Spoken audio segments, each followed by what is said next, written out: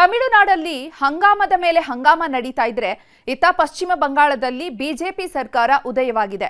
ಸುವೇಂದು ಅಧಿಕಾರಿ ಬಿಜೆಪಿಯ ಮೊದಲ ಸಿಎಂ ಆಗಿ ಗದ್ದುಗೆಗೇರಿದ್ದಾರೆ. আমি শুভেন্দু অধিকারী পশ্চিমবঙ্গ রাজ্যের মুখ্যমন্ত্রী রূপে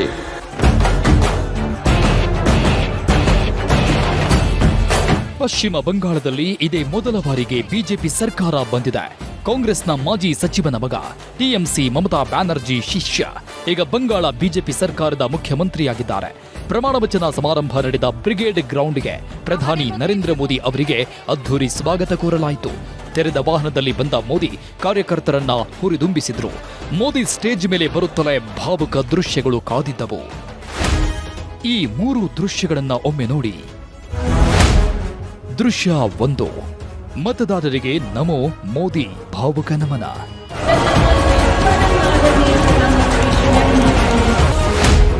ದೃಶ್ಯ 2, ಠಾಗೂರ್ ಸ್ಮರಣೆ, ವಿಶ್ವ ಕವಿಗೆ ಪುಷ್ಪ ನಮನ.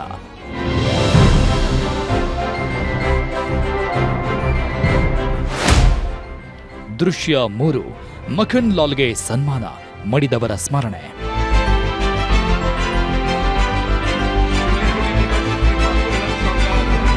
ಪ್ರಮಾಣ ವಚನದ ವೇದಿಕೆ ಮೇಲೆಯೇ ಪಶ್ಚಿಮ ಬಂಗಾಳದ ಮತದಾರರಿಗೆ ಮೋದಿ ನಮಿಸಿದರು.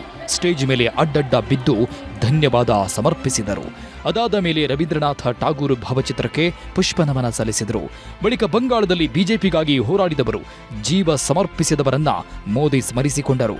ಮಮತಾ ಬೀದಿಯಲ್ಲಿ ಮೋದಿ ಭಾವುಕ ನಡೆಗಳು ಹೀಗೆ ಕಂಡವು.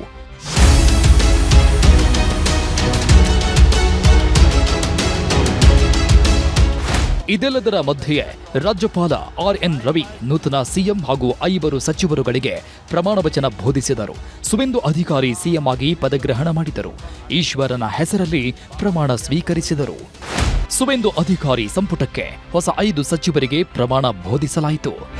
ಸುವೇಂದು ಸಂಪುಟದ ಸಚಿವರಾಗಿ ನಿಸಿತ್ ಪ್ರಾಮಾಣಿಕ್, ದಿಲೀಪ್ ಘೋಷ್, ಕ್ಷುದಿರಾಮ್ ಟುಡು, ಅಶೋಕ ಕೀರ್ತನಿಯಾ ಹಾಗೂ ಸಚಿವೆಯಾಗಿ ಅಗ್ನಿಮಿತ್ರ ಪೌಲ್ ಪ್ರಮಾಣ ಸ್ವೀಕರಿಸಿದರು. ಪ್ರಮಾಣ ವಚನ ಸ್ವೀಕರಿಸಿದ ಬಳಿಕ ಮಾತನಾಡಿದ ಸುವೇಂದು ಅಧಿಕಾರಿ, ಪಶ್ಚಿಮ ಬಂಗಾಳದಲ್ಲಿ ಸುವರ್ಣ ಯುಗ ಆರಂಭ ಆಗಿದೆ ಎಂದರು. आज का दिन बहुत महत्वपूर्ण है देश के लिए, बंगाल के लिए। प्रधानमंत्री का इच्छा था नया सरकार रविंद्र जयंती का दिन अपना कार्यकाल शुरू करे। प्रधानमंत्री जी का नेतृत्व में कवि गुरु को प्रणाम करते हुए आज संविधान को मानते हुए ओथ टेकिंग किया, शपथ लिया है. ಪ್ರಮಾಣ ವಚನ ಸ್ವೀಕಾರದ ಬಳಿಕ ಪ್ರಧಾನಿ ನರೇಂದ್ರ ಮೋದಿ ಎಕ್ಸ್ನಲ್ಲಿ ಸುವೇಂದುಗೆ ಶುಭಾಶಯ ಕೋರಿದರು. ಗುರುದೇವ ರವೀಂದ್ರನಾಥ ಠಾಗೂರ್ ಜನ್ಮದಿನದಂದೇ ಬಂಗಾಳದಲ್ಲಿ ಬಿಜೆಪಿ ಸರ್ಕಾರ ಬಂದಿದೆ. ಶ್ಯಾಮ್ ಪ್ರಸಾದ್ ಮುಖರ್ಜಿ ಕೊಡುಗೆ ಸೇವೆಯನ್ನ ಸ್ಮರಿಸಲೇಬೇಕು. ದೇಶ ಬಂಗಾಳದ ಅಭಿವೃದ್ಧಿಗೆ ಮುಖರ್ಜಿ ಆದರ್ಶಗಳೇ ಮುಖ್ಯವಾಗುತ್ತವೆ. ದೇಶಪ್ರೇಮಿ ಮಖನ್ ಲಾಲ್ ಸರ್ಕಾರ ಕುಟುಂಬಸ್ಥರನ್ನು ಭೇಟಿ ಮಾಡುವ ಸಮಯ ಒದಗಿ ಬಂತು. ಬಂಗಾಳದಲ್ಲಿ ಬಿಜೆಪಿ ಕಟ್ಟಲು ಮಖನ್ ಲಾಲ್ ಪರಿಶ್ರಮ ಸ್ಮರಣೀಯ ಹಾಗೂ ಶ್ಲಾಘನೀಯ.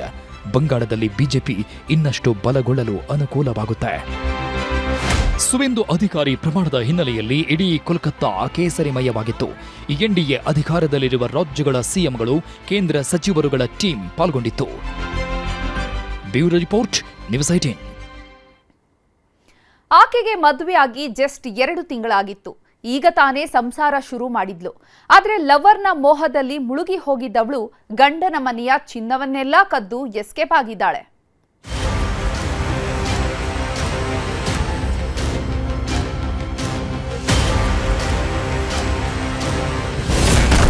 ಪ್ರಿಯಕರನ ಮೋಹ, ಗಂಡನ ಮನೆಗೆ ಹಾಕಿದ್ಲು ಕನ್ನ. ಚಿನ್ನದ ಜೊತೆ ಊರು ಬಿಟ್ಟ ಹೆಂಡತಿ, ಬಿಟ್ಟು ಖಾಕಿ ಬೇಡಿ. ಹಿಂದೆಲ್ಲ ಪ್ರೀತಿ ಮಧುರ, ತ್ಯಾಗ ಅಮರ ಅಂತಿದ್ರು. ಆದ್ರೀಗ ಈ ಪ್ರೀತಿ ಪ್ರೇಮದ ಅರ್ಥವೇ ಬದಲಾಗಿ ಹೋಗಿದೆ. ಮದುವೆಯಾಗಿ ಮಕ್ಕಳಿದ್ರು, ಪ್ರೀತಿ ಪ್ರೇಮ ಅಂತ ಮನೆ ಬಿಟ್ಟು ಹೋಗ್ತಾರೆ. ಕಟ್ಕೊಂಡ ಗಂಡನಿಗೆ ಕೈಕೊಟ್ಟು ಮತ್ತೊಬ್ಬನ ಜೊತೆ ಸಂಸಾರ ಶುರು ಮಾಡ್ತಾರೆ. ಈಕೆ ಕೂಡ ಇದೇ ಜಾಯಮಾನಕ್ಕೆ ಸೇರಿದವಳು. ಮದುವೆಯಾದ 2 ತಿಂಗಳಿಗೆ ಗಂಡನಿಗೆ ಕೈಕೊಟ್ಟು ಊರು ಬಿಟ್ಟಿದ್ದಾಳೆ. ಮನೆ ಬಿಟ್ಟು ಹೋಗೋದಷ್ಟೇ ಅಲ್ಲ, ಗಂಡನ ಮನೆಯಲ್ದಿದ್ದ ಚಿನ್ನಾಭರಣವನ್ನೆಲ್ಲ ಗಂಟು ಮೂಟೆ ಕಟ್ಕೊಂಡು ಎಸ್ಕೇಪ್ ಆಗಿದ್ಲು.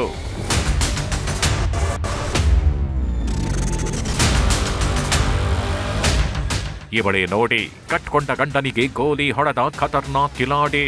ಹೆಸರು ಹಸೀನಾ ನದಾಫ್ ಅಂತ. ಬೆಳಗಾವಿ ಜಿಲ್ಲೆಯ ಮೂಡಲಗಿ ತಾಲೂಕಿನ ಕಮಲದಿನ್ನಿ ನಿವಾಸಿ.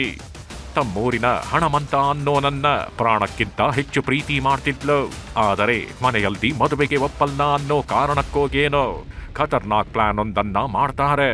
ಮದುವೆಯಾದ ಕೆಲವೇ ದಿನಕ್ಕೆ ಊರು ಬಿಡೋ ಐಡಿಯಾ ಮಾಡಿದ್ರು. 2 ತಿಂಗಳ ಹಿಂದಷ್ಟೇ ರಾಮದುರ್ಗ ತಾಲೂಕಿನ ಹೊಸಕೋಟೆ ಗ್ರಾಮದ ಶರೀಫ್ ಅನ್ನೋನ ಜೊತೆ ಹಸೀನಾಳ ಮದುವೆ ಮಾಡಿದ್ರು. ಹೊಸ ಸಂಸಾರ ಶುರುವಾದ್ರೂ ಹಸೀನಾ ಮಾತ್ರ ಹಣಮಂತನ ಸಂಪರ್ಕ ಬಿಟ್ಟಿರಲಿಲ್ಲ. ಗಂಡನಿಗೆ ಏನೋ ಆರೋಗ್ಯ ಸಮಸ್ಯೆ ಇದೆ ಅಂತ ಸಂಬಂಧಿಕರ ಮನೆಗೆ ಹೋಗಿ ಉಳಿದುಕೊಂಡಿದ್ದ. ಇದೇ ಸರಿಯಾದ ಸಮಯ ಅಂದುಕೊಂಡವಳು ತನ್ನ ಪ್ರಿಯಕರನನ್ನ ಮನೆಗೆ ಕರೆಸ್ಕೊಂಡಿದ್ದಾಳೆ. ನಂತರ ಮನೆಯಲ್ಲಿದ್ದ ಹಣ ಚಿನ್ನಾಭರಣ ಎತ್ಕೊಂಡು ಊರು ಬಿಟ್ಟಿದ್ರು.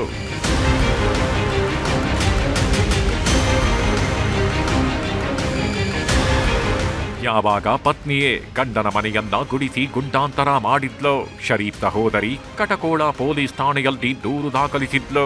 ಹೀಗಾಗಿ ತನಿಖೆ ಶುರು ಮಾಡಿದ ಖಾಕಿ ಪಡೆ 48 ಗಂಟೆಯೊಳಗೆ ಆರೋಪಿಗಳನ್ನ ಖೆಡ್ಡಾಗಿ ಕೆಡವಿದ್ದಾರೆ. ಕಳ್ಳತನ ಮಾಡಿದ್ದ 21 ಲಕ್ಷ ಮೌಲ್ಯದ 154 ಗ್ರಾಂ ಚಿನ್ನಾಭರಣ ಮತ್ತು 41,000 ಮೌಲ್ಯದ ಬೆಳ್ಳಿಯನ್ನ ವಶಕ್ಕೆ ಪಡೆಯಲಾಗಿದೆ.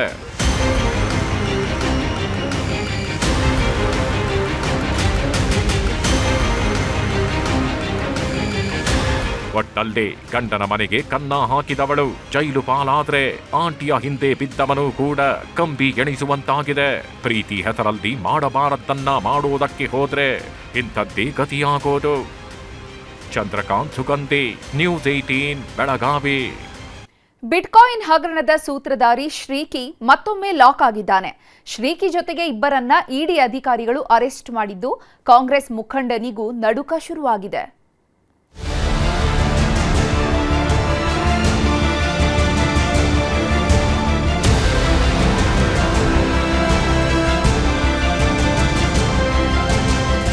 ರಾಜ್ಯದಲ್ಲಿ ಬಿಟ್ಕಾಯಿನ್ ಹಗರಣ ಬಿಟ್ಟು ಸದ್ದು ಮಾಡುತ್ತಿದೆ. ರಾಜ್ಯ ರಾಜಕೀಯದಲ್ಲಿ ಭಾರೀ ತಲ್ಲಣ ಸೃಷ್ಟಿಸೋದಕ್ಕೆ ಶುರುವಾಗಿದ್ದು, ಸೂತ್ರಧಾರ ಶ್ರೀಕಿಯನ್ನ ಮತ್ತೆ ಲಾಕ್ ಮಾಡಲಾಗಿದೆ. ತನಿಖೆ ಕೊನೆ ಹಂತಕ್ಕೆ ಬಂದಿರೋ ಹೊತ್ತಲ್ಲೇ ಶ್ರೀಕಿ ಜೊತೆಗೆ ರಾಬಿನ್ ಖಂಡೇವಾಲಾ ಮತ್ತು ಸುನೀಶ್ ಹೆಗ್ಡೆಯನ್ನ ಇಡಿ ಅಧಿಕಾರಿಗಳು ಬಂಧಿಸಿದ್ದಾರೆ. ಹೀಗಾಗಿ ದೊಡ್ಡವರಿಗೆಲ್ಲ ಈಗ ನಡುಕ ಶುರುವಾಗಿದೆ. ಬಿಟ್ಕಾಯಿನ್ ಹಗರಣದಲ್ಲಿ ಶ್ರೀಕಿಗೆ ಮತ್ತೆ ಶಾಕ್. ಕಾಂಗ್ರೆಸ್ ನಾಯಕ ನಲಪಾಡ್ಗೂ ಹೆಚ್ಚಿದ ಟೆನ್ಷನ್. ಕಳೆದ ಏಪ್ರಿಲ್ 20ರಂದು ಇಡಿ ಅಧಿಕಾರಿಗಳು ಭರ್ಜರಿ ಬೇಟೆಯಾಡಿದ್ರು. ಸತತ 2 ದಿನಗಳ ಕಾಲ 12 ಸ್ಥಳಗಳಲ್ಲಿ ಮೂಲೆ ಜಾಲಾಡಿದ್ರು. ಇದರ ಬೆನ್ನಲ್ಲೇ ಈಗ 3ರನ್ನ ಲಾಕ್ ಮಾಡಿದ್ದಾರೆ. ಶ್ರೀಕಿ ಅಲಿಯಾಸ್ ಶ್ರೀಕೃಷ್ಣ, ರಾಬಿನ್ ಖಂಡೇವಾಲಾ, ಸುನೀಶ್ ಹೆಗ್ಡೆಯನ್ನ ಅರೆಸ್ಟ್ ಮಾಡಿದ್ದಾರೆ. ಯಾಕಂದ್ರೆ ಬಿಟ್ಕಾಯಿನ್ ಪ್ರಕರಣದಲ್ಲಿ ಮಹತ್ವದ ಸಾಕ್ಷ್ಯ ಕಲೆ ಹಾಕಲು ಮುಂದಾಗಿದ್ದು, ಮೇ 19ರವರೆಗೆ ತಮ್ಮ ಕಸ್ಟಡಿಗೆ ಪಡೆದಿದ್ದಾರೆ. ಶ್ರೀಕಿ ಬಂಧನ ಬೆನ್ನಲ್ಲೇ ಕಾಂಗ್ರೆಸ್ ಯುವ ಮುಖಂಡ ಮಹಮ್ಮದ್ ನಲ್ಪಾಡ್ಗೆ ಸಂಕಷ್ಟ ಎದುರಾಗುತ್ತಾ ಅನ್ನೋ ಚರ್ಚೆ ಜೋರಾಗಿದೆ. ಯಾಕಂದ್ರೆ ಬಿಟ್ಕಾಯಿನ್ ಪ್ರಕರಣದಲ್ಲಿ ನಲ್ಪಾಡ್ ಪಾತ್ರವಿದ್ಯಾ ಅನ್ನೋ ಕುರಿತು ಸಾಕ್ಷ್ಯ ಕಲೆ ಹಾಕ್ತಿದ್ದಾರೆ. ಈ ಹಿಂದೆ ರಾಜ್ಯ ಸರ್ಕಾರ ಕೂಡ SIT ತನಿಖೆಗೆ ಆದೇಶಿಸಿತ್ತು. ಈ ವೇಳೆ ಹಲವು ಡಿಜಿಟಲ್ ವ್ಯಾಲೆಟ್ ಕಳ್ಳತನ ಬೆಳಕಿಗೆ ಬರ್ತಿದ್ದಂತೆ ನಲ್ಪಾಡ್ರನ್ನ 2 ಬಾರಿ ವಿಚಾರಣೆ ನಡೆಸಿದ್ರು. ಹೀಗಾಗಿ ಈಗ ಇಡಿ ಅಧಿಕಾರಿಗಳು ಕೂಡ ನಲ್ಪಾಡ್ ಹಿಂದೆ ಬೀಳೋ ಸಾಧ್ಯತೆ ಇದೆ. ಅಷ್ಟೇ ಅಲ್ಲ, ಮಾಜಿ ಕೇಂದ್ರ ಸಚಿವ ರೆಹಮಾನ್ ಖಾನ್ ಮೊಮ್ಮಗ ಮಹಮ್ಮದ್ ಹಾಕೀಬ್ ಹೆಸರು ಕೂಡ ತಳುಕು ಹಾಕೊಳ್ತಿದೆ.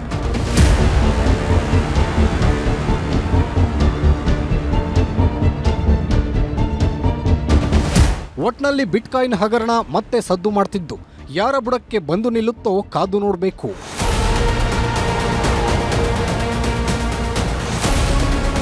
Manjunath N, crime bureau, news 18 Bengaluru. ಕೋಟೆ ನಾಡಿನ ಗಲ್ಲಿಯಲ್ಲೂ ಇವತ್ತು ರಾಜಾಹುಲಿಯ ಕೂಗು ಕೇಳ್ತಾ ಇತ್ತು. ಬಿಎಸ್ವೈ ಅಭಿಮಾನೋತ್ಸವಕ್ಕೆ ಅಭಿಮಾನಿ ಸಾಗರವೇ ಹರಿದು ಬಂದಿದ್ದು, ಯಡಿಯೂರಪ್ಪರನ್ನ ಅಮಿತ್ ಶಾ ಹಾಡಿ ಹೊಗಳಿದ್ದಾರೆ. ಬಿಎಸ್ ಯಡಿಯೂರಪ್ಪ ರಾಜ್ಯ ಬಿಜೆಪಿ ಪಾಲಿನ ಹೆಗ್ಗುರುತು. ಕರ್ನಾಟಕದಲ್ಲಿ ಬಿಜೆಪಿ ಕಟ್ಟಿ ಬೆಳೆಸಿದವರಲ್ಲಿ ಮುಂಚೂಣಿ ನಾಯಕ. ರಾಜ್ಯದ ಉದ್ದಗಲಕ್ಕೂ ಸೈಕಲ್ನಲ್ಲಿ ಸುತ್ತಿ ಪಕ್ಷ ಕಟ್ಟಿದ ರೈತ ನಾಯಕ. ದಕ್ಷಿಣ ಭಾರತದಲ್ಲಿ ಮೊಟ್ಟಮೊದಲ ಬಾರಿಗೆ ಕಮಲ ಅರಳುವಂತೆ ಮಾಡಿದ ಛಲಗಾರ. ಎಂಥ ಮಹಾನ್ ನಾಯಕ ರಾಜಕೀಯಕ್ಕೆ ಅಡಿಯಿಟ್ಟು ಭರ್ತಿ 50 ವರ್ಷಗಳೇ ತುಂಬಿ ಹೋಗಿದೆ. ಹೀಗಾಗಿಯೇ ಯಡಿಯೂರಪ್ಪ ಹೆಸರಲ್ಲಿ ಅದ್ಧೂರಿ ಅಭಿಮಾನೋತ್ಸವ ಆಚರಿಸಲಾಯಿತು. ಕೋಟೆನಾಡು ಚಿತ್ರದುರ್ಗದಲ್ಲಿ ಬಿಎಸ್ವೈ ಅಭಿಮಾನೋತ್ಸವದ ಕೇಕೆ ಮುಗಿಲು ಮುಟ್ಟಿತ್ತು.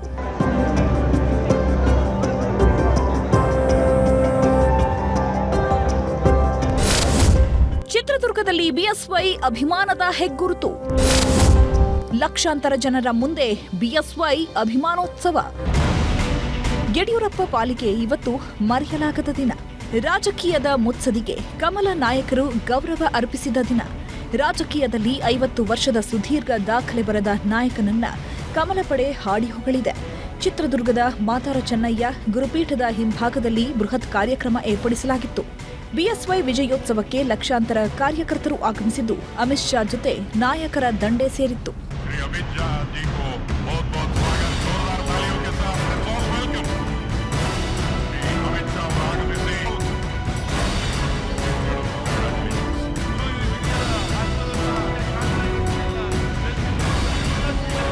ಪಶ್ಚಿಮ ಬಂಗಾಳದಲ್ಲಿ ಇವತ್ತಿನಿಂದ ಬಿಜೆಪಿ ಸರ್ಕಾರ ಉದಯವಾಗಿದೆ. ಸುವೆಂದು ಅಧಿಕಾರಿಯ ಪಟ್ಟಾಭಿಷೇಕದಲ್ಲಿ ಭಾಗಿಯಾಗಿದ್ದ ಅಮಿತ್ ಶಾ ಸೀದಾ ಶಿವಮೊಗ್ಗಕ್ಕೆ ಬಂದಿಳಿದರು. ನಂತರ ಹೆಲಿಕಾಪ್ಟರ್ ಮೂಲಕ ತೆರಳಿದ ಅಮಿತ್ ಶಾ ಬಿಎಸ್ವೈ ಅಭಿಮಾನೋತ್ಸವದಲ್ಲಿ ಭಾಗಿಯಾಗಿ ಯಡಿಯೂರಪ್ಪ ಅವರನ್ನ ಹಾಡಿ ಹೊಗಳಿದ್ರು. ಕರ್ನಾಟಕದ ತುಂಬೆಲ್ಲ ಸೈಕಲ್ ತುಳಿದು ಪಕ್ಷ ಕಟ್ಟಿದವರು ಯಡಿಯೂರಪ್ಪ. ಶಿವಮೊಗ್ಗ, ಬಳ್ಳಾರಿಯಲ್ಲಿ ಜೈಲುವಾಸ ಮಾಡಿ ಪಕ್ಷ ಕಟ್ಟಿದ್ದಾರೆ. ಇಂದಿನ ಯುವಕರಿಗೂ ಯಡಿಯೂರಪ್ಪ ಪ್ರೇರಣೆ. ಇವರ ಹೆಸರನ್ನ ಸುವರ್ಣಾಕ್ಷರಗಳಿಂದ ಬರೆಯಬೇಕು ಅಂತ ಕೊಂಡಾಡಿದ್ರು.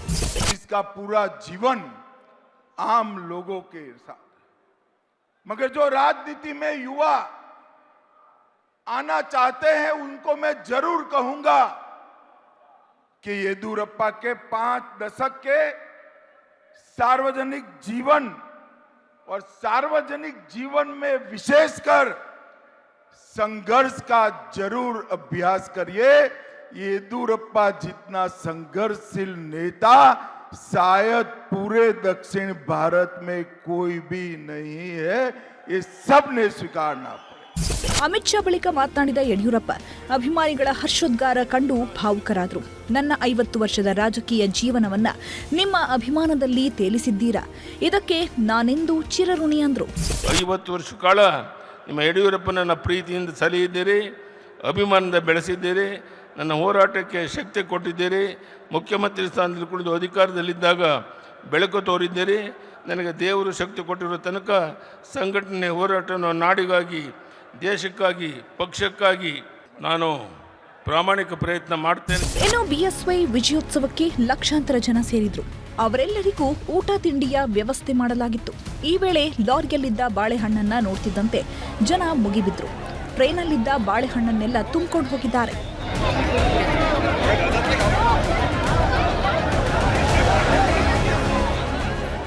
ಒಟ್ನಲ್ಲಿ ಬಿಎಸ್ವೈ ವಿಜಯೋತ್ಸವ ಅದ್ಧೂರಿಯಾಗಿ ನಡೆದಿದ್ದು ಕಾರ್ಯಕರ್ತರ ಸಂಭ್ರಮ ಮುಗಿಲು ಮುಟ್ಟಿತ್ತು. ವಿನಾಯಕ ತೊಡರ್ನಾಳ್, ನ್ಯೂಸ್ 18, ಚಿತ್ರದುರ್ಗ.